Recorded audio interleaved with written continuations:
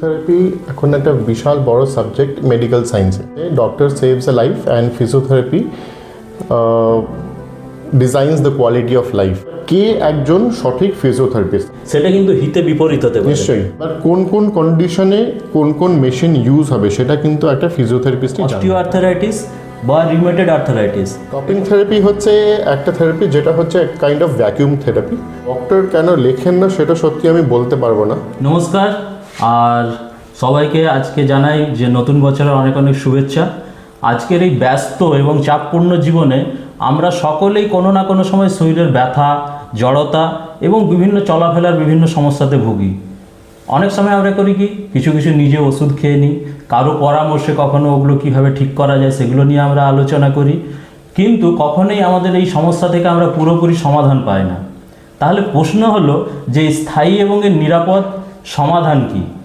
তো আজকের এই টক শোতে আমরা পেয়ে গেছি একজন স্বনামধন্য ফিজিওথেরাপিস্ট ডক্টর কৌশিক দত্ত আমাদের সাথে আছেন। প্রথমে ওয়েলকাম এবং happy new year. Thank you, happy new year two.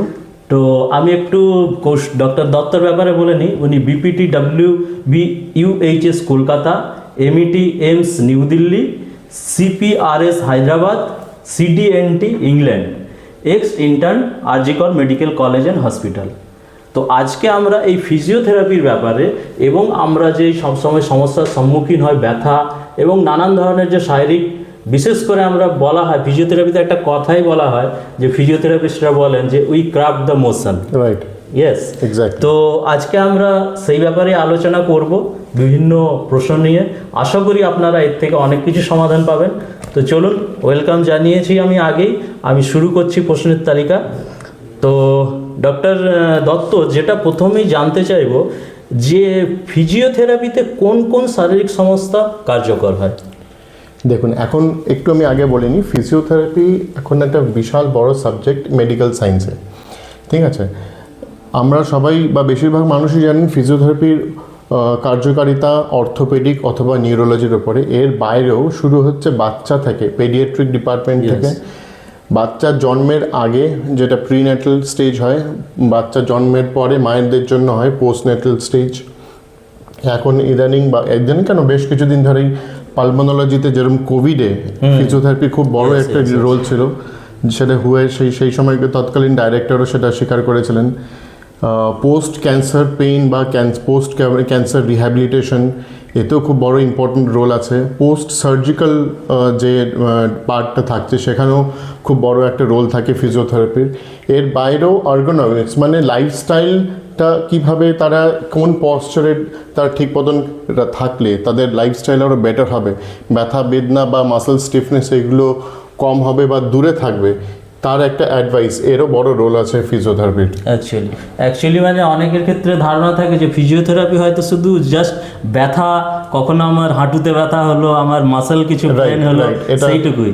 আপনি যেটা বললেন যে এর বাইরে একটা বিশাল ভূমিকা, যেমন আমরা খেয়াল করেছি অবশ্যই যে কোভিডের সময় মানে শ্বাস প্রশ্বাস জনিত কষ্ট, সেখান থেকে রিহ্যাব করার জন্য এই ফিজিওথেরাপিস্ট কিন্তু বিশাল একটা role.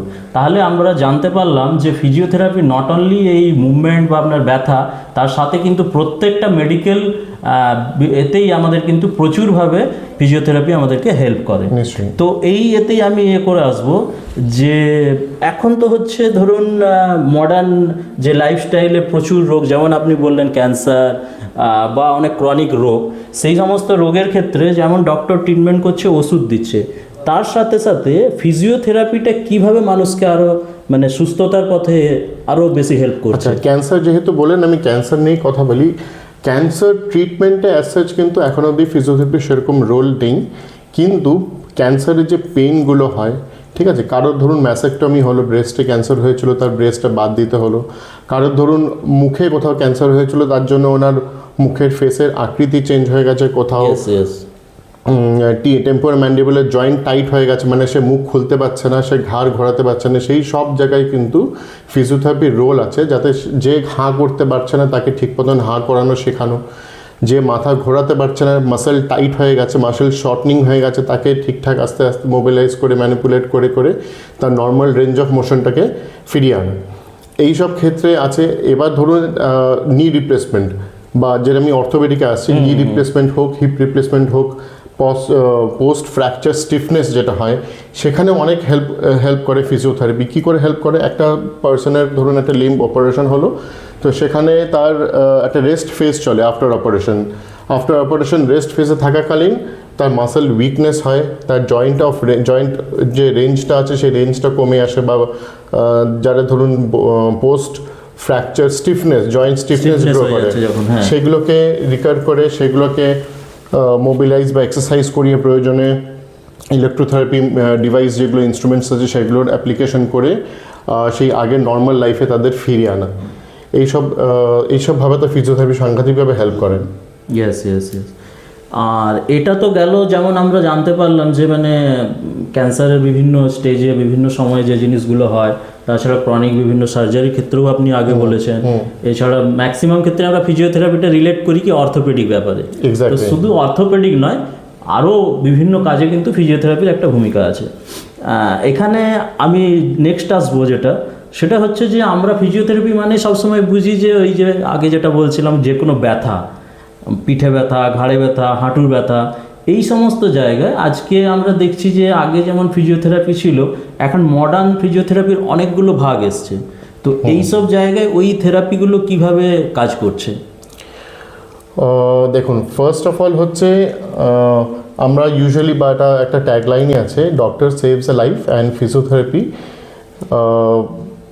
Designs the quality of life. ঠিক আছে, আমি একটা খুব সিম্পল উদাহরণ দিচ্ছি। সাপোজ একটা পার্সনের স্ট্রোক হয়েছে, স্ট্রোকে কিন্তু ফিজিওথেরাপির কোনো রোল নেই, সেটা অনেকে হয়তো শুনলে অবাক হবেন। স্ট্রোকের যে ফলাফল, যেটা প্যারালাইসিস হয়, সেখানে খুব ইম্পর্ট্যান্ট রোল আছে ফিজিওথেরাপিস্টের। এবার স্ট্রোক মানেই প্যারালাইসিস সেটা নয়, ঠিক আছে। স্ট্রোক হলে ডিপেন্ড করছে ব্রেনের কোন কোন জায়গায় স্ট্রোক হচ্ছে এবং তার ডেডিকেটেড ফলাফল হবে। যাদের ধরুন ব্যালেন্সের ডিসঅর্ডার থাকছে, যাদের প্যারালাইসিস বা উইকনেস হচ্ছে, তো সেই উইকনেস কিন্তু ওষুধ বা কোনো রকমের মেশিন কিন্তু ডেভেলপ করতে পারে না। তার জন্য ডেডিকেটেড এক্সারসাইজ আছে, কোন মাসেল উইক আছে, তার কি কার্যকারিতা, এবং তারকে কিভাবে আমি এক্সারসাইজ করলে সে খুব দ্রুত তাড়াতাড়ি মানে মাসেলের জোরটা বাড়বে, মানে প্রোভাইডেড যে তার অ্যাগনিস্ট মাসেল যেটা আছে, অপরের মাসেল, তার কোনো ক্ষতি না করে। ঠিক আছে, এবার একটা স্ট্রোক পেশেন্টের শুধু এক্সারসাইজ না, তার পজিশনটা খুব ইম্পর্টেন্ট। আমি যদি ভুল পশ্চারে আমার হাত বা পা, মানে যে দিকটা উইকনেস হয়েছে বা প্যারালাইসিস হয়েছে, তাকে রাখি, তাহলে অন্যান্য রোগ দেখা দিতে পারে। যেরকম স্প্যাস্টিসিটি বা মাসেল টোন হয়তো খুব বেড়ে গেল, যার মাসেল টোন বেড়ে যাবে তার মাসেল টাইটনেসটাও বেড়ে যাবে, ফলে তার এক্সারসাইজ করতে নিজে থেকে সমস্যা হবে। ফলে এক্সারসাইজ তো আছেই, তার আগে লাইফস্টাইল গাইডেন্স বা পশ্চার গাইডেন্স, এইগুলো খুব ইম্পর্ট্যান্ট। এগুলো কিন্তু খুব বড় একটা রোল আছে ফিজিওথেরাপিস্টের। যে অ্যাকচুয়াল কোয়ালিফাইড ফিজিওথেরাপিস্ট, উনি নিশ্চয়ই জানবেন এবং তার পেশেন্টকে সেইভাবে তিনি গাইড করবেন। একদম। তো মানে ব্যাপারটা এমন দাঁড়ালো যে কোনো ধরনের ব্যথার ক্ষেত্রে বা যে কোনো আমরা সমস্যা বলি না কেন, সেগুলো সঠিকভাবে আইডেন্টিফাই দরকার আছে, এবং আইডেন্টিফাই করে সেটা সঠিকভাবে তার যে ট্রিটমেন্ট অ্যাপ্লিকেশন সেটা আছে। বাহ, অনেক কিছু জানতে পারলাম। এরপরে হচ্ছে, যেমন আগে আপনার সাথে কথা বলতেই তো হলো অস্ত্রোপচার বা সার্জারির পরে কীভাবে রিহ্যাবিলিটেশন হচ্ছে, এই জিনিসগুলো আমরা জানতেই পারলাম। আরেকটা কোয়ারিজ যেটা আমার মাথায় আসছে, যেমন ধরুন এখন লাইফস্টাইল জনিত ডিজিজে আপনার অস্টিও আর্থারাইটিস বা রিউমেটয়েড আর্থারাইটিস, এটা খুব মানে ক্রনিক এখন, সেক্ষেত্রে ফিজিওথেরাপির কি ভূমিকা আছে? দুটোতেই খুব ইম্পর্টেন্ট ভূমিকা আছে, তবে দুটো আর্থ্রাইটিস যেটা আপনি বললেন একটু আলাদা, আমি একটু বলে নিই। অস্টিও আর্থ্রাইটিস হচ্ছে ডিজেনারেটিভ আর্থ্রাইটিস, যেখানে ক্ষয় হয়, এটা আরও মোর কমন দেন রিউমেটয়েড আর্থ্রাইটিস। রিউমেটয়েড আর্থ্রাইটিস হচ্ছে ইনফ্ল্যামেটরি আর্থ্রাইটিস, যেখানে স্মল জয়েন্টসে ইউজুয়ালি হয়, কিন্তু সেখানে ইনফ্লামেশন হয়। এবার যখন একটা রিউমেটয়েড আর্থ্রাইটিক পেশেন্টের ইনফ্লামেশন হচ্ছে জয়েন্টসে, স্মল জয়েন্টসে, আমি আঙ্গুলকেই রিলেট করে বলছি, তখন তার একটা ইমোবিলাইজেশন স্টেজ চলে আসে, যে আঙ্গুলটা ঠিক মতন সে নাড়তে পারছে না। আঙ্গুল যদি ঠিক না নাড়তে পারে, তার গ্রিপিং স্ট্রেংথ কমে যাবে। গ্রিপিং স্ট্রেংথ কমে যেতে যেতে তার বাকি যে জয়েন্টসগুলো আছে সেগুলো কিন্তু আস্তে আস্তে ল্যাক অফ মুভমেন্টের অভাবে, মানে সেগুলো কিন্তু উইক হতে থাকবে, জয়েন্ট রেঞ্জ অফ মোশনটাও কমে যাবে। এবার রিউমেটয়েড আর্থ্রাইটিসে আরেকটা সমস্যা হচ্ছে, যাদের একটু বেশি গ্রেড রিউমেটয়েড আর্থ্রাইটিস হয়, তাদের ফিঙ্গার ডিফর্মিটি চলে আসে, হাত পা বেঁকে যায়। তো যাতে না বাঁকে, তার প্রিভেনশন, তার কী করে সেটা প্রিভেন্ট করা যাবে, দরকার পড়লে স্প্লিন্টস বা কী অ্যাপ্লাই করলে সে প্রিভেনশন করা যাবে সেই ডিফর্মিটিগুলো, সেগুলোর অ্যাডভাইস। এবার আমি চলে আসছি অস্টিওআর্থ্রাইটিস ইউজুয়ালি হাঁটুতে হয়, কারণ হাঁটু হচ্ছে খুব ইম্পর্ট্যান্ট একটা ওয়েট বিয়ারিং জয়েন্ট আমাদের শরীরে, টোটাল বডির ওয়েটটা একদম ক্যারি করছে। এবার হাঁটুতে যে কার্টিলেজগুলো আছে সেই কার্টিলেজগুলো ডিজেনারেট হতে থাকে, মানে ক্ষয় হতে থাকে। আর হাঁটুর যে দুটো হাড়, যেটা ফিমারের লোয়ার এন্ড আর টিবিয়ার ওপর এন্ড, এই দুটোর যে জয়েন্ট স্পেসটা সেটা কম হতে থাকে। এবার যত জয়েন্ট স্পেস কম হবে তত ঘর্ষণের চান্স বেশি, যাকে বলা হয় আর্থ্রাইটিস। আর তার 4টে ভাগ থাকে। এবার সেটা অনেকটাই ডিপেন্ড করছে ধরুন যাদের লাইফস্টাইল কীরকম। যে ব্যক্তিটা সাপোজ একদম ট্রাফিক সার্জেন্ট, তাকে দীর্ঘক্ষণ দাঁড়িয়ে থাকতে হয়। যারা রেলের ড্রাইভার এখন অবশ্যই সিট হয়েছে, কিন্তু তাও আগে আমার কাছে পেশেন্ট আসতেন যাদের দীর্ঘদিন দাঁড়িয়ে সময় দাঁড়িয়ে যেতে হতো, বা ওপেন লাইনে যারা কাজ করেন, বা এরকম অনেকে আছে। এমনি স্কুল টিচারও অনেক সময় অনেকের আছে খুব ওয়েট ক্যারি করে, হ্যাঁ, যাদের খুব ওবেস তাদেরও হয়তো দেখা গেলো তার শরীরে ওজন বেশি কিন্তু তার হাঁটুর ক্ষমতা সে ওজনটাকে ক্যারি করার মতো নেই। তাদের ক্ষেত্রে জয়েন্ট স্পেসটা কমে আসে। খুব যদি হায়ার গ্রেড হয়ে যায় তখন হাঁটু আস্তে আস্তে বাঁকতে থাকে, হাঁটুতে সোয়েলিং চলে আসে। তো এই জিনিসগুলো যদি মানুষ প্রথম থেকে একটু কেয়ার নেন, ঠিক আছে, বা একটু বুঝে শুনে তার লাইফস্টাইল লিড করেন, তাহলে কিন্তু এই অস্টিওআর্থ্রাইটিস বলুন বা রিউমেটয়েড আর্থ্রাইটিস বলুন, এইগুলোর ডিফর্মিটি থেকে বা অস্টিওআর্থ্রাইটিসকে অনেকটাই প্রিভেন্ট করা যায়।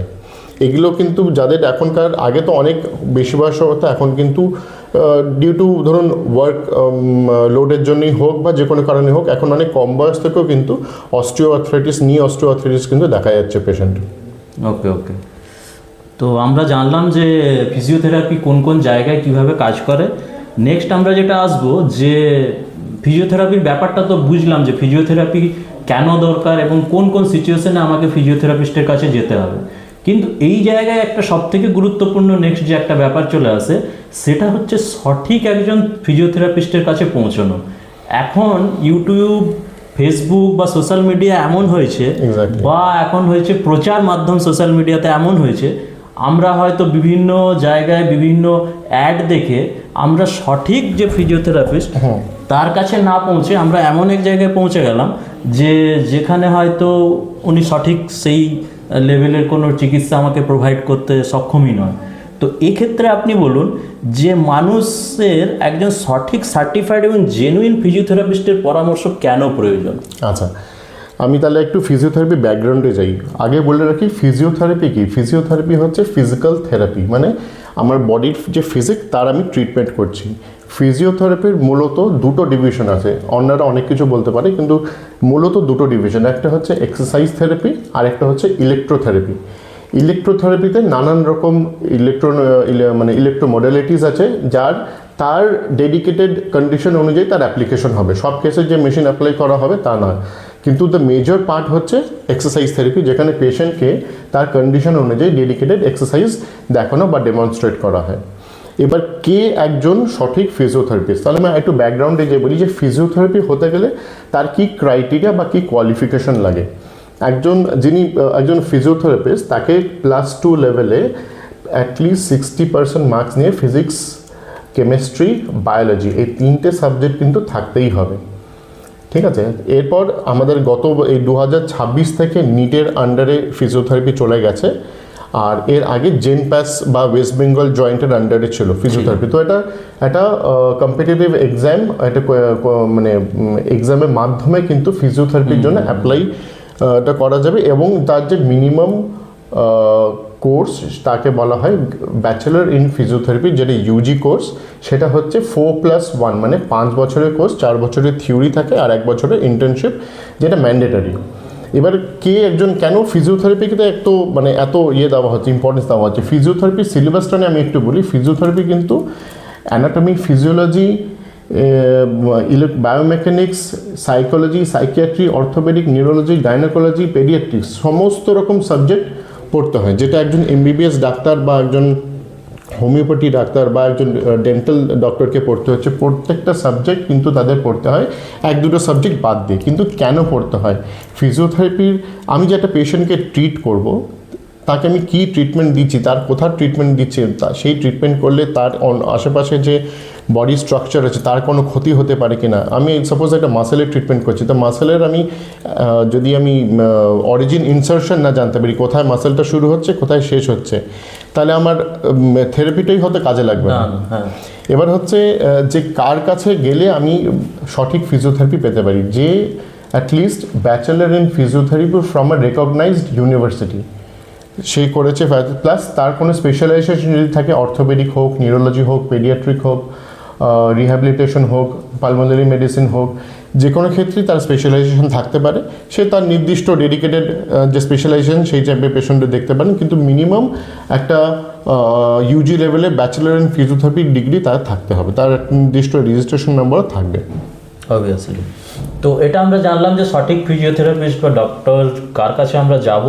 আর সেকেন্ড হচ্ছে যেটা ডক্টর দত্ত আরেকটা বলবো, যে অনেকে হয়তো ভাবেন আচ্ছা স্পেশালিস্টের কাছে, বিশেষ করে এখন মানুষ এই সোশ্যাল মিডিয়া থেকে যেটা হয়েছে, একজন স্পেশালিস্টের কাছে যাব, ঠিক আছে আমি জানলাম যে ইনি ভালো ডাক্তার, কিন্তু মানুষ হয় না যে অতটা ইম্পর্টেন্ট নয়, ঠিক আছে চলে যায় না, ওই তো একটা সামান্য ব্যথা, তার জন্য একজন অভিজ্ঞর কাছে গিয়ে বেকার পকেট খরচা করার দরকার নেই, আমি একটা চলে যাই একটু ওই তো মেশিন টেশিন দিয়ে একটু করে দেবে, এটা কতটা বিপজ্জনক হতে পারে? আচ্ছা, এটা আমি আমার ক্লিনিক্যাল এক্সপিরিয়েন্স থেকেই বলি। আমার কাছে একজন পেশেন্ট এসেছিলেন যার রিব ফ্র্যাকচার ছিল, স্পন্ডালাইসিস ছিল, একটা অ্যাক্সিডেন্ট হয়েছিল, তারপর তার রিব ফ্র্যাকচার হয়, তো পেশেন্ট ব্যাক পেইন কমপ্লেন নিয়ে আমার কাছে এসেছিলো। তো এর আগে যিনি যার কাছে গিয়েছিলেন, যে ফিজিওথেরাপিস্টের কাছে গিয়েছিলেন, তার কোনো ফিজিওথেরাপির ডিগ্রি ছিল না, ঠিক আছে। তো ওখানে আলট্রাসাউন্ড বলে একটা মেশিন হয় আমাদের ট্রেডে, তো সেইখানে সেই ফ্র্যাকচার কেসে বা পোস্ট সার্জিক্যাল কেসে সেটা মানে হাড়ের ক্ষেত্রে যদি হয় সেটা কিন্তু অ্যাপ্লাই করা যায় না।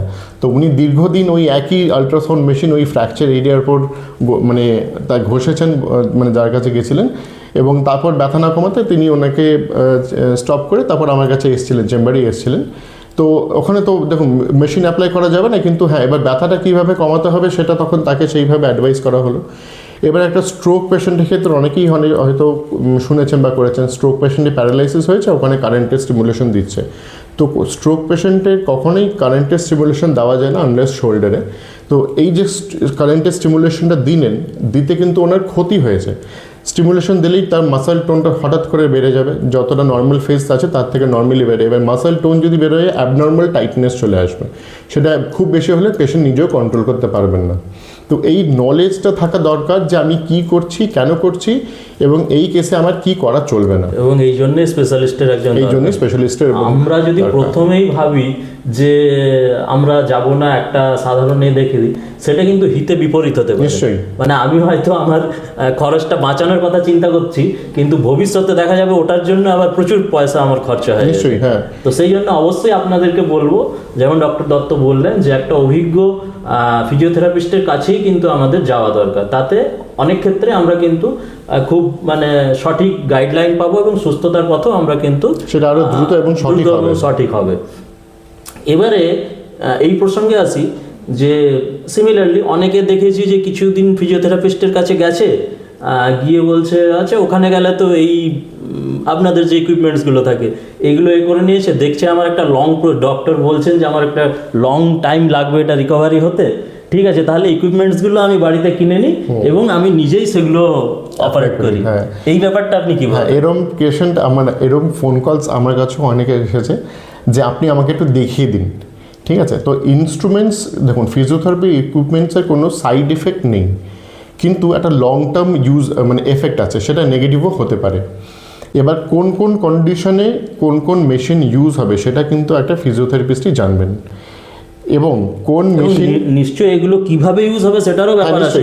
একটা পার্টিকুলার মেশিন আমি কোথায় অ্যাপ্লাই করব, কতটা ইন্টেন্সিটি অ্যাপ্লাই করব, সেটা হাড়ের কাছে হচ্ছে না চোখের কাছে হচ্ছে না মাসেলের ওপর দিচ্ছি, তার উপর কিন্তু অনেক কিছু নির্ভর করে। আমি ধরুন আইএফটি দেবো, আইএফটি একটা 4 পোল মানে 4টে ইলেকট্রোড থাকে একটা মেশিনটাতে, কিন্তু ওটার বসানোর একটা টেকনিক আছে, তো সেই টেকনিকটা কিন্তু জানা খুব দরকার। আমি যদি কাউকে ড্রাই নিডলিং করি, ঠিক আছে, আমি ড্রাই নিডলিং মানে একটা সূক্ষ্ম নিডল নিয়ে একটা ট্রিটমেন্ট করা হয়, সেই নিডলটা আমি কোথায় দিলে পেশেন্টের সব থেকে ভালো হবে, বা ধরুন আমি একটা পেশেন্টকে এক্সারসাইজ করাচ্ছি, কোন এক্সারসাইজটা করালে তার ভালো হবে, কোন এক্সারসাইজটা করালে তার খারাপ হবে, সেই এক্সারসাইজ পুরো কনসেপ্ট কিন্তু একজন কোয়ালিফাইড ফিজিওথেরাপিস্টই জানবে। মেশিন যদি ধরুন কেউ কিনেও নিতে পারে, আমি একটা আল্ট্রাসাউন্ড ধরুন দিচ্ছি, আল্ট্রাসাউন্ড খুব ইজি, জাস্ট আমি ইন্টেন্সিটি দিলাম আর স্কিনের ওপর রোল করতে হবে, কিন্তু ওই পার্টিকুলার এরিয়াতে কতটা ইন্টেন্সিটি দরকার, কতটা টাইম দরকার, কোন মোড দরকার, এইটা জানা খুব ইম্পর্টেন্ট। তাহলে তো কোনো এটাই হচ্ছে সবথেকে ব্যাপার, এক্স্যাক্টলি, যে সেটা কিভাবে, কতটা এবং কি পরিমাণ বা কতক্ষণ ধরে দেব, সেটাই হচ্ছে। এবং ওই মেশিনের অ্যাপ্লিকেশন কোথায় দেওয়া যাবে না সেটাও কিন্তু জানা খুব দরকার। এবং এই জন্যই তো একটা ভাস্ট সাবজেক্ট, আমি ভাবি যে একটা মেশিন কিনে নিয়ে আমি সেটা করে নেবো, সেটা তো মানে একদম মূর্খতা ছাড়া কিছুই হবে ঠিক, একদম ঠিক বলেছেন। তো এক্ষুনি যেটা আপনি বলছিলেন একটা নিডল ট্রিটমেন্টের কথা বলছিলেন, তো আমি পরবর্তীতে আসবো যে এই নিডল বললেন বা এই ধরনের মানে ফিজিওথেরাপিতে কত রকমের আপনাদের ট্রিটমেন্টের প্রসিডিওর আছে? ইলেকট্রোথেরাপি যদি আমি বলি, আপনি ইলেকট্রোথেরাপি নিয়ে বলছেন? হ্যাঁ, যেমন ধরুন এই যে ইলেকট্রোথেরাপি হয়, তারপরে এক্সারসাইজ থেরাপি আপনি যেগুলো এক্ষুনি বলছিলেন, ম্যানুয়াল থেরাপি, এরকম মানে। আচ্ছা, আমি আগে ইলেকট্রোথেরাপিটা বলে দিই। নানান রকম ইনস্ট্রুমেন্টস আছে, কোনোটা পেইন ম্যানেজমেন্টের জন্য, কোনোটা নিউরোমাস্কুলার ইরিটেশনের জন্য, যাকে ধরুন কারো সায়াটিকা হচ্ছে বা কার্পাল টানেল সিনড্রোম হয়েছে বা অন্য নিউরোলজিক্যাল কোনো সমস্যা হয়েছে, তার জন্য আলাদা মেশিন আছে। কারো খুব টাইট হয়ে গেছে হাত পা, তাকে রিকভার করার জন্য মেশিনস আলাদা আছে। ব্যাক পেইন হোক বা আপার ব্যাক পেইন হোক বা লোয়ার স্মল জয়েন্টসের কোনো প্রবলেম হোক, তার জন্যও আছে। যেমনি ওয়্যাক্স থেরাপি হয়, ইনফ্রারেড হয়, ঠিক আছে। তো নানান কন্ডিশনের জন্য নানান রকম মেশিন আছে, কিন্তু টার্গেট একটাই, সেটা হচ্ছে পেইন ম্যানেজমেন্ট আর নিউরোমাস্কুলার ইরিটেশন ম্যানেজমেন্ট। এবার তার মোড অফ অ্যাপ্লিকেশনটাও আলাদা, ঠিক আছে। এরকম যাদের খুব ক্রনিক পেইন, ধরুন অনেক দিনকার ব্যথা, তার জন্য লেজার থেরাপি হয়। যার মাইল্ড টু মডারেট পেইন, তাদের হচ্ছে ধরুন আল্ট্রাসাউন্ড থেরাপি বা আইএফটি। যাদের আরেকটু সিভিয়ার, তাদের হয়তো এসডব্লিউডি অ্যাপ্লাই করা হলো। যাদের ধরুন প্যারালাইসিস হয়েছে বা উইক হয়েছে, কিন্তু not due to stroke but due to lower motor neuron weakness, মানে ধরুন কারোর অ্যাক্সিডেন্ট হয়েছে, কারোর হাতে বা পায়ে নার্ভটা কাটা গেছে, ঠিক আছে, তার ক্ষেত্রেও হয়। তো তার জন্য ইলেকট্রিক্যাল স্টিমুলেটর আছে। ইলেকট্রিক্যাল স্টিমুলেটরের পারপাস হচ্ছে একটা মাসেলে যদি নার্ভটা কাটা যায়, মানে একটা নার্ভ যদি কাটা যায়, সেই যে মাসেলটাকে সাপ্লাই করছিল সে সঠিক সাপ্লাইটা পাবে না, নার্ভ সাপ্লাইটা পাবে না, তাহলে সে ঠিক মতন কন্ট্রাক্টও করতে পারবে না। তাহলে আমাকে তাকে আর্টিফিশিয়ালি মেশিনের দ্বারা তাকে কন্ট্রাকশনটা করাতে হবে, যাতে সে ওয়েস্ট না হয়ে যায়, মানে মাসেলটা একদম ফ্ল্যাসিড স্টেজে না চলে যায়। এবার আছে এক্সারসাইজ থেরাপির পার্টে।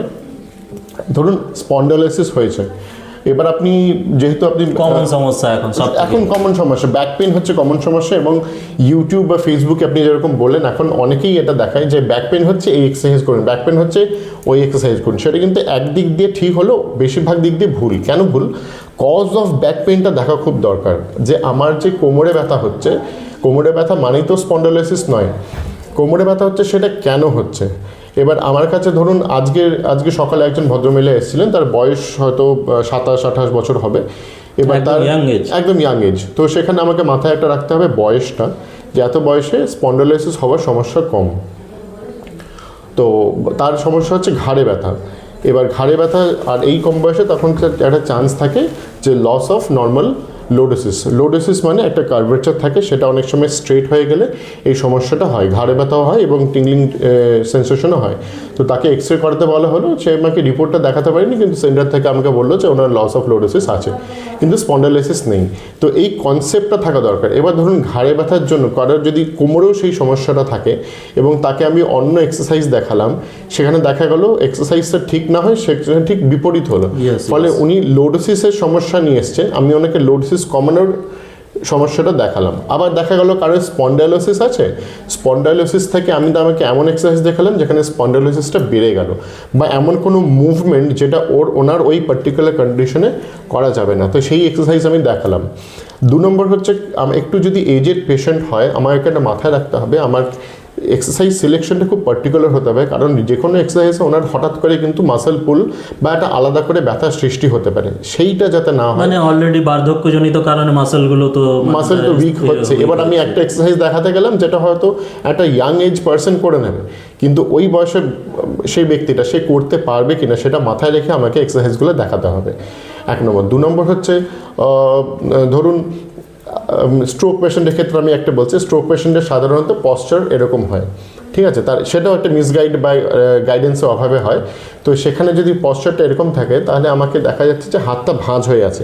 এবার এই ক্ষেত্রে কি হয়, বেশিরভাগ ডাক্তার বা ফিজিওরাও আমি কয়েকজনকে দেখেছি, ওনারা বেশিরভাগ হাত ভাঁজ করার এক্সারসাইজ দেখান, কিন্তু অলরেডি তো হাত ভাঁজ হয়ে আছে, তাহলে তাকে তো হাত ভাঁজ করার এক্সারসাইজ দেখাবো না, তাকে হাত খোলার এক্সারসাইজ দেখাবো যাতে কাউন্টার অ্যাকশনটা বেশি হয়। ট্রিগার ফিঙ্গার নিয়ে একটা সমস্যা হয়। ট্রিগার ফিঙ্গার হচ্ছে এই যে এখানে টেন্ডেন্সটা আছে, এই জয়েন্টস পার্টিকুলার জয়েন্টসে আঙ্গুলটা আটকে যায়। সাপোজ যার ট্রিগার ফিঙ্গার আছে সে আঙ্গুল খুলতে যাচ্ছে, তার এরকম হয়ে যাচ্ছে, এটাকে গিয়ে টেনে খুলতে হচ্ছে। এবার আমি দেখেছি অর্থোপেডিক ডক্টর, মানে পেশেন্ট এসে আমাকে বলছেন, অর্থোপেডিক ডক্টর আমাকে বলছেন যে বল স্কুইজ করতে, ঠিক আছে, কিন্তু বল স্কুইজ করতে এই যে পার্টিকুলার এখানে আটকে যাচ্ছে, সেখানে কাজ হচ্ছে যত এটাকে এক্সটেনশন মানে সোজা করে রাখা যাবে, যত উনি মরবেন এই সমস্যাটা কিন্তু বাড়বে। তাহলে এই কনসেপ্টটা থাকা দরকার, কোন এক্সারসাইজটা করব, কোন এক্সারসাইজটা করব না ওই পার্টিকুলার কন্ডিশনের জন্য। তো কন্ডিশনটা জানা খুব দরকার, যার জন্য আগে থেকে যেহেতু আমাদের সিলেবাসে আছে পড়াশোনা অর্থোপেডিক নিউরোলজি, তার কনসেপ্ট থাকা দরকার, কন্ডিশনটার সমস্যা মানে কনসেপ্ট থাকা দরকার, এবং তার মানে ইমপ্রুভমেন্টের জন্য কী কী এক্সারসাইজ করানো যেতে পারে সেই কনসেপ্টটা থাকা দরকার। আচ্ছা আচ্ছা, তো এই যে ব্যাপারগুলো আসলো, যেমন আপনি বিভিন্ন প্যাটার্নের ফিজিওথেরাপির কথাগুলো বললেন, এবারে হচ্ছে এই যে মানে কিছু আলোচনা করতে গেলে সবসময় চলে আসে সোশ্যাল মিডিয়া, কারণ এখন সমস্ত মানুষের ইনফরমেশন কিছু চাইলেই ওই গুগল করে নাও, চ্যাট জিপিটি করে নাও, ইউটিউব দেখে নাও, এই জিনিসগুলো। এখন ইউটিউব এবং ফেসবুকের মধ্যে এক ধরনের মানে এক্সারসাইজ বলুন বা ফিজিওথেরাপি ট্রিটমেন্ট বলুন, যেমন ধরুন কাপিং থেরাপি, তারপরে বলুন আপনার ওই মানে আমরা দেখি যে এই দিকে মুড়ে দিচ্ছে কট করে আওয়াজ হচ্ছে, ওই দিকে করছে কট কাট একটা আওয়াজ হচ্ছে, ওগুলোতে মানে আমরা বিশেষ করে খুব প্রলুব্ধ হই, যে মনে হয় যেন ওখানে গেলেই মনে হয় একদম মানে নিমেষে মানে ওই দিনে মিনিট আমার এই ব্যথাটার জন্য সমস্যা লাগছে। হ্যাঁ, এইগুলোর ব্যাপারে কি বলবেন? কাপিং থেরাপি হচ্ছে একটা থেরাপি যেটা হচ্ছে কাইন্ড অফ ভ্যাকিউম থেরাপি, কিন্তু কোনো ইলেকট্রনিক ডিভাইস সাধারণত ইউজ করা হয় না। ওটার ইন্ডিকেশন হচ্ছে মাসেল রিল্যাক্সেশন, যেখানে ধরুন মাসেল খুব টাইট হয়ে আছে, অনেকের হচ্ছে মানে মাসেল যারা খেলোয়াড় যারা আছেন তাদের অনেকেরই কিন্তু খেলা বা বেশিক্ষণ দাঁড়ানোর জন্য বা দৌড়ানোর জন্য মাসেল খুব টাইট হয়ে থাকে। তো সেখানে সেই মাসেলকে লুজ করার জন্য কাপিং থেরাপি খুব ভালো। কাপিং থেরাপি ব্লাড সার্কুলেশন খুব ভালো বাড়ায়। আর আরেকটা ব্যাপার হচ্ছে কাপিং থেরাপিতে ধরুন কোনো যদি মাসেল শর্টনিং থাকে, অন্য ক্ষেত্রে স্পোর্টস ইঞ্জুরিতে নয়, দীর্ঘদিন ধরে তার একটা অ্যাবনর্মাল পশ্চারে তার মাসেল শর্টনিং হয়ে আছে, সেখানে কিন্তু মাসেল রিলিজ করতে খুব হেল্প করে। আর সেকেন্ড যেটা আপনি বললেন সেটাকে আমাদের ফিজিওথেরাপিতে ইউজুয়ালি বলা হয় হাই ভেলোসিটি থ্রাস্ট। সেটাও দেওয়া হয় কারণ সেটা একটা কাইন্ড অফ মোবিলাইজেশন টেকনিক। ধরুন কারোর স্পাইনে হলো, কারোর জয়েন্টে হলো, তো সেই কাইন্ড অফ সেই ধরুন কারোর স্পাইন খুব স্টিফ হয়ে আছে, তো সেই ক্ষেত্রে খুব কম মিনিমাল একটা ফোর্স দিয়ে তার স্পাইনকে মোবিলিটি বাড়ানোর জন্য কিন্তু এটা খুব হেল্পফুল একটা টেকনিক। দেখে সত্যি খুব মনে হয় যে ভালো, কিন্তু ওটা কিছু কিছু ক্ষেত্রে কিন্তু ভালো কার্যকারী হয়। এবং এখানেও নিশ্চয়ই আপনিও মানে এগ্রি করবেন যে এইসব থেরাপিগুলো কিন্তু ভেরি সেন্সিটিভ, মানে এইগুলো একদমই যেখানে সেখানে করে নেওয়া একদমই বিপজ্জনক, খুব নিশ্চয়ই। এবং এই প্রসঙ্গে আরেকটা জিনিসে আসবো, যে ধরুন অনেকের ক্ষেত্রে আমরা ভাবি যে আমার যে কনসার্ন যে নিউরো কিছু প্রবলেম হয়েছে বা জিনিসগুলো হয়েছে, ওখানে তো ডক্টর লেখেননি ফিজিওথেরাপি, তো অনেক ক্ষেত্রেই সেই ব্যাপারগুলো আসে। তো ডক্টর না লিখলেও আমি কখন বুঝবো যে আমি ফিজিওথেরাপিতে গিয়ে একবার অন্তত কনসাল্ট করতে পারি যে এই ব্যাপারগুলো তাহলে আমার ক্ষেত্রে অনেকটা হেল্পফুল হবে? দেখুন, ডক্টর কেন লেখেন না সেটা সত্যি আমি বলতে পারবো না।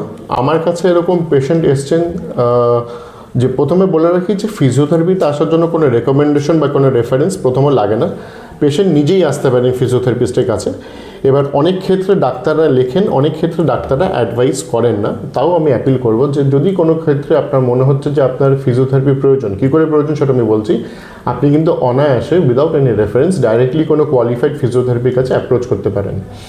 এবার ধরুন ফিজিওথেরাপি আমি যেহেতু বললাম আগে, মোস্ট অফ দ্য কেসে ফিজিওথেরাপি লাগে। এবার মানুষের কখন সে বুঝবে, ধরুন একটা যেটা আমি একটা রেফারেন্স দিয়েই বলছি, অনেক অর্থোপেডিক কী করেন যে ধরুন পেশেন্টকে নিজেই বলে দেন যে আপনি গরম জল ঠান্ডা জল করুন, তো আপনার এই পোস্ট ফ্র্যাকচার যে স্টিফনেস যদি কিছু থাকে সেটা চলে যাবে। কিন্তু পেশেন্ট কিন্তু সেটা করে না, গরম জল ঠান্ডা জল করলেন কিন্তু সেটা যায় না। কেন যায় না আমি সেটা বলছি। তো যেহেতু যায় না, অনেক দিন এগোতে থাকলো, তারপর মনে হলো না এবার ফিজিওথেরাপিস্টের কাছে আমি যাইনি। তো যখন উনি ফিজিওথেরাপিস্টের কাছে আসছেন প্রায় 2 সপ্তাহ 1 মাস বা 1.5 মাস পরে, ততক্ষণে কিন্তু কন্ডিশনটা আরও সিভিয়ার হয়ে যাচ্ছে, তার টাইটনেসও বেড়ে যাচ্ছে, এবং সেটা তার পেশেন্টের জন্য যেরকম চ্যালেঞ্জিং, একটা ফিজিওথেরাপিস্টের কাছেও সেটা চ্যালেঞ্জিং।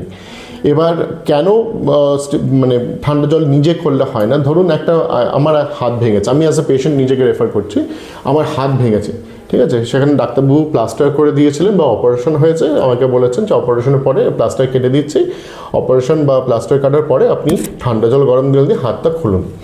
এবার পেশেন্ট যেই করতে যাবে পেশেন্টের ব্যথা লাগবে, ঠিক আছে, এবং কতটা ডিস্টেন্স তাকে খুলতে হবে, কতটা ডিস্টেন্স তাকে মুড়তে হবে, এই কনসেপ্টটা কিন্তু ওনার নেই।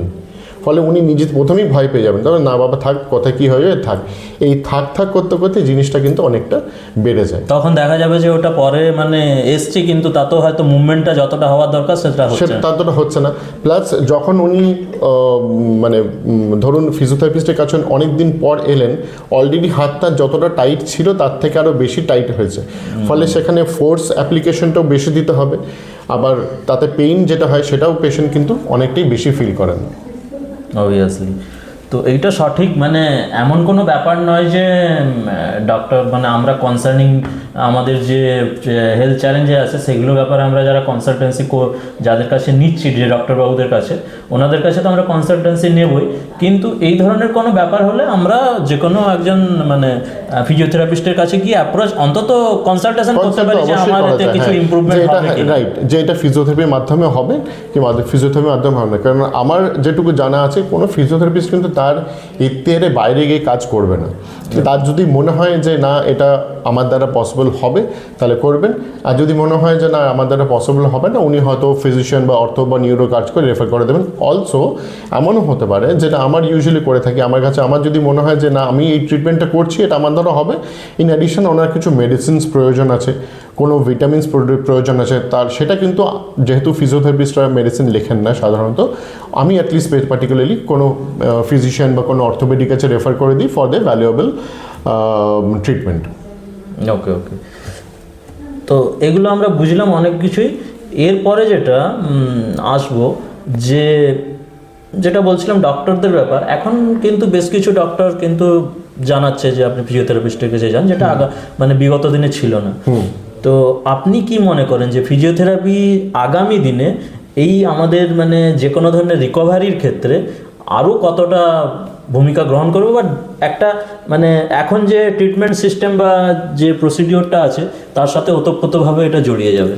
মেডিকেল সায়েন্সে ফিজিওথেরাপির অ্যাপ্লিকেশন আরও অনেক ইমপ্রুভমেন্ট হবে, আরও অনেক বাড়বে।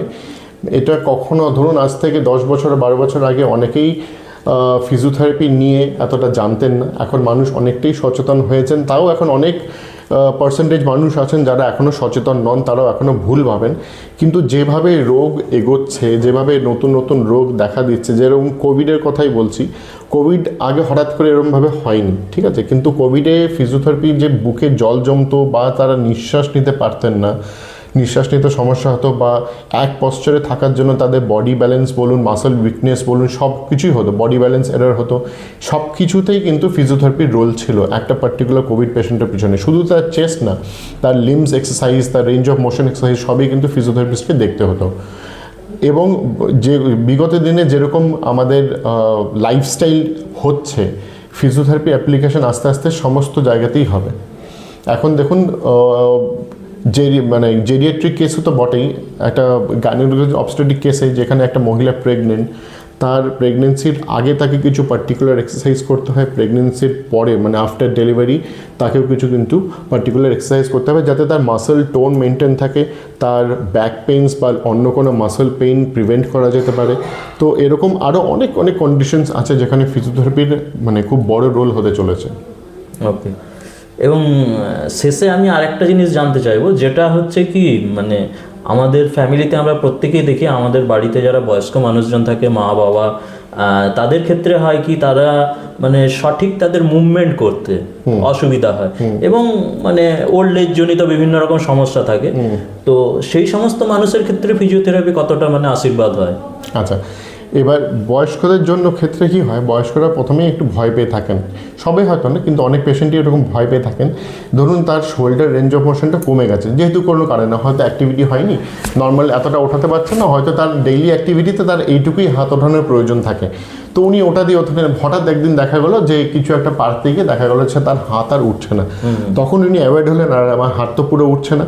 কিন্তু অ্যাকচুয়ালি ওটা কেন হয়েছে, ওটা হচ্ছে যেহেতু পুরো রেঞ্জ অফ মোশন দীর্ঘদিন হয়নি সেই জন্য হয়েছে। তো এটাই প্রথম থেকে একটা অ্যাওয়ারনেস, প্রথম থেকে একটা প্রিভেনশন যে ফিজিক্যাল অ্যাক্টিভিটি বসে হোক দাঁড়িয়ে হোক বা কোনো ওয়েট টেট নিতে হবে না, ফ্রি রেঞ্জ অফ মোশন করুক, কিন্তু রেঞ্জ অফ মোশনটা যাতে মেনটেন থাকে, নর্মাল রেঞ্জে যাতে হাত বা পা সেটা মুভ হয়, সেই দিক থেকে কিন্তু তাদের গাইডেন্সেরও অভাব মানে প্রয়োজন আছে, এবং তার সেটাকে মেনটেন করা, এক্সারসাইজ দেখিয়ে দিয়ে গেলো থাক আর করলাম না, কী হবে করে একটু ব্যথা লাগছে, এটা কিন্তু অনেক মানুষের মধ্যে থাকে। কিন্তু এইটা যেন একদমই না হয়, যেরকম থেরাপিস্ট দেখাচ্ছেন সেরকম বাড়িতে প্র্যাকটিস করা, রোজ যে থেরাপিস্টকে যেতে হবে তারও কোনো কিন্তু মানে নেই, আনলেস খুব ইম্পর্টেন্ট।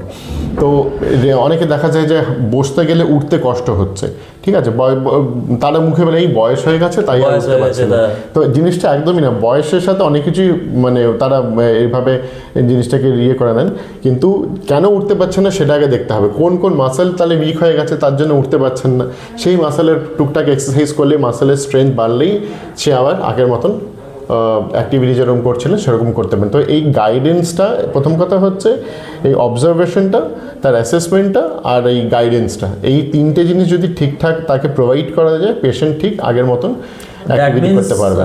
এটাও আরেকটা কথা বলা যেতে পারে যে আমাদের বাড়িতে তাহলে বয়স্ক যদি মানুষ থাকে তাদের থেকেও তাদের ছেলে মেয়েদের একটু বেশি সচেতন হওয়া দরকার, নিশ্চয়ই সচেতন হতে হবে, যে তাদের এই ধরনের কোনো সমস্যা যখন হচ্ছে তাদেরকে অবজার্ভ করে অ্যাটলিস্ট রিপোর্ট করা যে আমার মা বাবার এই সমস্যা হচ্ছে বা যার সাথে থাকেন, এবং এই যে কন্ডিশনসগুলো এইগুলো এমন কিন্তু কোনো সিরিয়াস কন্ডিশন না যে একজন থেরাপিস্টকে রেগুলার ভিজিট করতে পারে, সেটা যদি ভিজিট করতে হয় সেটা অপশনাল, সেটা on demand of the patient বা পেশেন্ট পার্টি, কিন্তু এটা বাড়ির লোককেই মেইনলি দেখতে হবে যেহেতু ওনারা সারাক্ষণ ওনার সাথে আছেন, এবং বয়স্কদের বারবার ট্রিগার করতে হবে যে বাবা বা মা এটা করো, এটা করলে তোমার ভালো হবে, বয়স্কদের অনেক সময় করার ইচ্ছে থাকে, অনেক সময় করার ইচ্ছে থাকে না, তো ওইটাই বারবার একটা ভার্বাল স্টিমুলেশন দেওয়া যে এটা করলে তোমার ভালো হবে, তো এই ওভারঅল একটা হোম কেয়ার ব্যাপারটাও তাদের মধ্যে থাকতে হবে। অবভিয়াসলি। তো যাই হোক, এতক্ষণ যে আমরা ডক্টর দত্তর সঙ্গে আমরা এতক্ষণ আলাপচারিতা করলাম যে ফিজিওথেরাপির নানান দিক নিয়ে, সেখানে ইনজিস যদি আমি একটু ব্যাখ্যা করি, সেখানে হচ্ছে আমরা জানতে পারলাম যে ফিজিওথেরাপি শুধু হাঁটু ব্যথা, কোমর ব্যথা, ঘাড় ব্যথা এটার জন্যই নয়, বিভিন্ন রোগের ক্ষেত্রে, এবং সেখান থেকে আমরা যদি মুক্তি পেতে চাই সেই জায়গায় কিন্তু ফিজিওথেরাপি একটা গুরুত্বপূর্ণ ভূমিকা পালন করে। এবং সেকেন্ড পয়েন্ট যেটা হচ্ছে সব থেকে ভাইটাল আমি মনে করি, সেটা হচ্ছে একজন সঠিক ফিজিওথেরাপিস্টের কাছে পৌঁছানো, এবং নিজে কোনো রকম না করে, নিজের বিপদ না ডেকে এবং সঠিক কনসালটেন্সির মাধ্যমে কিন্তু জিনিসগুলো করা দরকার, যেটা হয়তো ছোট জিনিস ছিল সেটা যাতে আর না বড় হয়ে যায়, আমরা সঠিক সময়ে সঠিকভাবে ওটাকে সুস্থ করে নিতে পারি। এবং তারপরে উনি যেটা ব্যাখ্যা করলেন যে ফিজিওথেরাপি কীভাবে হয়, কত রকমের আছে, সেগুলো ব্যাখ্যা করলেন। যে আমাদের বাড়ির বয়স্ক যারা আছে তাদের ক্ষেত্রে আমরা কী ধরনের গাইড করব বা তাদেরকে কীভাবে আমরা কনসালটেন্সি করাবো সেই ব্যাপারগুলোতে গাইড করব। তো আমরা অনেক কিছু আজকে ফিজিওথেরাপির সম্বন্ধে ডক্টর কৌশিক দত্তর থেকে জানতে পারলাম। লাস্ট আমি কৌশিক ডক্টরকে বলবো যে একটা ক্লোজিং মেসেজ যে সর্বসাধারণের জন্য আপনি অ্যাজ এ নাটসেল ফিজিওথেরাপিকে যদি একটু ব্যাখ্যা করতে চান তাহলে কি বলবেন? ফিজিওথেরাপি এমন একটা ডিপার্টমেন্ট ইন মেডিকেল সায়েন্স যেখানে এখনকার যুগে বা ভবিষ্যৎ যুগে প্রায় প্রত্যেক ব্যক্তিকে লাগবে।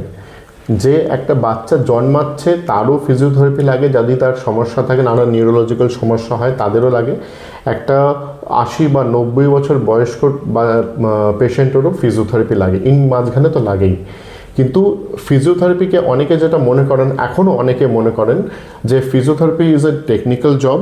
ফিজিওথেরাপি আবার অনেকে মনে করেন ফিজিওথেরাপি মানে হচ্ছে বডি ম্যাসাজ বা কিছু, সেরকম কিন্তু একদমই নয়। আমি আশা করি আমার আজকে এই পডকাস্টেতে আপনারা একটা মিনিমাম একটা কনসেপ্ট পেয়েছেন যে ফিজিওথেরাপি কিন্তু অ্যাকচুয়ালি এতটাও ইজি সাবজেক্ট নয়।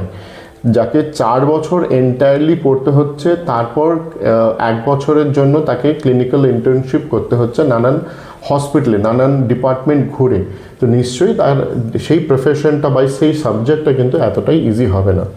আরেকটা কথা হচ্ছে আপনি আপনার ভালোর জন্য অবশ্যই একজন কোয়ালিফাইড ফিজিওথেরাপিস্টের কাছেই কিন্তু অ্যাপ্রোচ করবেন। অনেকেই আছেন আমাদের টাউনে বা অন্য অন্য টাউনে যে কিচ্ছু জানে না বা হয়তো কোনো কোয়ালিফিকেশন নেই, তারাও কিন্তু নিজেকে ফিজিওথেরাপিস্ট বলে ক্লেম করেন। এখন যেহেতু আমি এই বিপিটি ব্যাপারটা এখন অনেকটা প্রচারিত হয়েছে, অনেকেই কিন্তু হয়তো তার বিপিটি কোর্স করা নেই, সে বিপিটি লিখছে, হয়তো অনলাইন কোনো কোর্স করে সে বিপিটি লিখছে, হয়তো কন্ডেন্স মানে ডিস্টেন্সে কোনো কোর্স করে সে বিপিটি লিখছে। বিপিটি কিন্তু ফুল ফ্লেজ একটা রেগুলার কোর্স, তারপর তার স্পেশালাইজেশন থাকে অন্য অন্য ট্রেডে, তারপর কেউ চাইলে বা অনেকেই এখন পিএইচডিও ফিজিওথেরাপিতে করছেন নানান ভাগে। তো নিজের যেহেতু স্বাস্থ্য বা নিজের পরিবারের যেহেতু স্বাস্থ্য, অবশ্যই একজন কোয়ালিফাইড ফিজিওথেরাপিস্টের কাছে যাবেন। আরেকটা আমি কথা একটু বলবো, অনেকেই ফোন করে বলেন যে ডাক্তার বলেছে এই ট্রিটমেন্টটা করতে, ডাক্তার বলেছেন ওই ট্রিটমেন্টটা করতে না। আমাকে একটা সিম্পল কথার উত্তর আপনি দিন বা নিজে একটু রিয়েলাইজ করুন, আপনার দাঁতের সমস্যা হলে কি আপনি সাইকিয়াট্রিস্টের কাছে যাবেন, নাকি হাড়ের সমস্যা হলে গাইনোকোলজিস্টের কাছে যাবেন? একদম নিশ্চয়ই আপনি ডেডিকেটেড ডিপার্টমেন্টের কাছে যাবেন। ফিজিওথেরাপিতে কি করতে হবে সেটা কিন্তু অবশ্যই একজন ফিজিওথেরাপিস্ট সব থেকে ভালো জানবেন। হ্যাঁ, আমি বলছি না যে ডাক্তার ভুল করেন, বাট অনেক ক্ষেত্রেই দেখা গেছে যে ডাক্তার, আমার কাছে একটা প্রেসক্রিপশন এসছে, ডাক্তার আমাকে ফোন করে বলছেন যে ডাক্তারবাবু আইএসটি করতে বলেছেন। এবার আইএসটি বলে কিন্তু কোনো ইনস্ট্রুমেন্ট হয় না, আইদার ইউএসটি নাহলে আইএফটি, কোথাও একটা ভুল হয়েছে। তো এই জিনিসগুলো একজন ফিজিওথেরাপিস্টই সব থেকে ভালো জানবেন, এবং আপনার প্রবলেমের জন্য কি মেশিন লাগবে এবং কি এক্সারসাইজ করবেন সেটা কিন্তু কেবলমাত্র একজন ফিজিওথেরাপিস্টই আপনাকে ভালোভাবে গাইড বা অ্যাডভাইস করতে পারবেন। তো এখানে পডকাস্টের মাধ্যমে আপনারা ফিজিওথেরাপির ব্যাপারে প্রচুর ইনফরমেশন পেলেন, আর আমরা আমাদের পক্ষ থেকে ডক্টর কৌশিক দত্তকে অনেক অনেক ধন্যবাদ জানাই। আজকে অনেক মূল্যবান তথ্য আমরা পেলাম, এবং আপনাদের যদি এর বাইরে আরও কিছু কোশ্চেন থাকে তাহলে আমাদের এই পোস্টে আপনারা কোশ্চেনগুলো দিতে পারেন, সেগুলো আমরা ডক্টর দত্তর সাথে কনসার্ন করে ওখানে আপনাদের উত্তর দেব। এবং এই ভিডিওতে আমরা ডক্টর দত্তর নাম্বার দিয়ে দিচ্ছি, আপনারা যদি প্রয়োজন হয় তাহলে ওনার সাথে কোনো কনসালটেন্সি করতে চাইলে, ওনার সাথে যোগাযোগ করতে চাইলে আপনারা সেখানে কল করে ওনার সাথে যোগাযোগ করতে পারেন। তো নমস্কার, আর আপনাদের সবাইকে অনেক অনেক ধন্যবাদ। সুস্থ থাকুন, ভালো থাকুন।